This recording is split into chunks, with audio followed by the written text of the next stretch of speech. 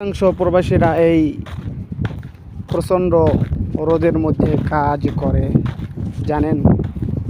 10 ঘন্টা ডিউটি করার পরে যখন 2 ঘন্টা ওভারটাইম করে, মোট হয় 12 ঘন্টা।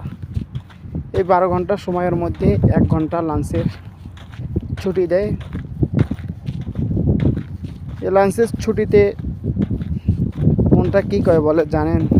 মনটা বলে যে এই 1 ঘন্টা লাঞ্চ করব না, লাঞ্চ না করে আমি 1 ঘন্টা ঘুমাবো। চোখের মধ্যে এতই ঘুম, আর এই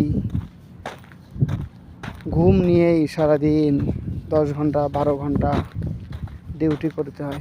এই তো আমাদের ক্ষুদ্র প্রবাস জীবন।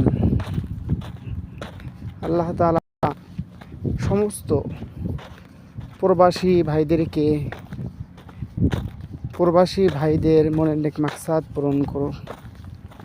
এই ছোট্ট একটা শেল্টার, এটাকে বলা হয় শেল্টার।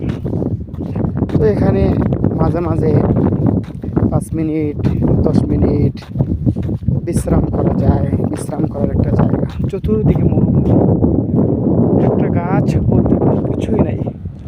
চতুর্দিকে মরুভূমি আর মরুভূমি, গাছ বলতে কিছুই নাই। কিন্তু এই গাছ বিহীন অবস্থায়ও আমাদেরকে থাকতে হয়। এর ছোট্ট একটা শেল্টার, এই শেল্টারেও অনেক সময় থাকতে হয়। এই হলো আমাদের প্রবাস